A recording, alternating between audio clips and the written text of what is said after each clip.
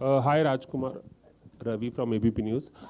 राजकुमार, आपको आज के दौर का एक one of the best performer माना जाता है, बेस्ट एक्टर माना जाता है आज के दौर के।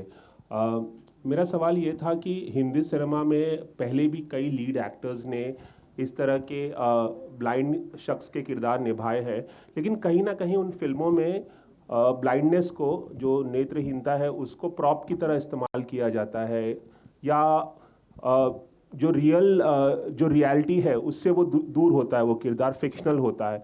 चूंकि ये किरदार रियल लाइफ शख्स पे बेस्ड था, तो आपने किस तरह की तैयारी की और किस तरह का प्रिकॉशन लिया कि ये ऊपरी तौर पे ऐसा ना लगे कि एक शख्स जो देख सकता है वो ब्लाइंड शख्स का किरदार निभा रहा है, और उसको जो रियलिटी का टच दिया जाता है, वो कैसे आपने उसको मैनेज किया जब आप ये किरदार निभा रहे थे? सर, यही मेरा प्रयास है, जैसे कि आपने बिल्कुल ठीक कहा, कि वो ऐसा ना लगे कि मैं एक्टिंग कर रहा हूँ। उसके लिए मैंने श्रीकांत के साथ बहुत टाइम स्पेंड किया। और जो मैंने एक चीज़ तुषार को भी फर्स्ट डे ये हमने जब बात करना शुरू की, तो मैंने बोला था कि this film is not about Srikanth being visually impaired. That's something that is there, it's a story, we are seeing an aspirational story. वो विजुअली इम्पेयर्ड है, ये एक फैक्ट है, but we're not going to focus on him being visually impaired, because when I met Srikanth, we were very normal, like, we were like talking, discussing. He's very witty, he's very funny. I asked him so many questions, some of them were very personal as well, but he was very open to the idea. उन्होंने मुझे पूरी ज़िंदगी अपने खोल के रख दी सामने। And then as an actor, ये मेरी जॉब है कि मैं कितना उससे लूँ और उनको कितना ऑब्जर्व करूँ, कितना अपनी ज़िंदगी में उतारूँ।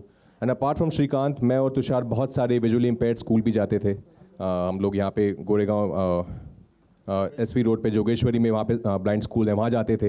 वहाँ पे घंटों में बैठता था, because my thing was I wanted to portray reality on screen.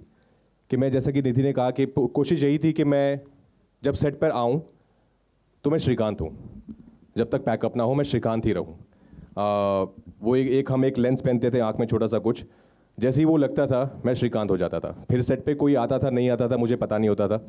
एक बार भूषण जी भी आए थे, but I think that's the only way I could do this part. Otherwise, just to act like a visually impaired person on camera and then cut and then you're normal Raj hanging out chilling, that's not how I see my art is. My art is too spiritual, it's too meditative for me, and I love it immensely, just to corrupt it with any kind of cheat codes.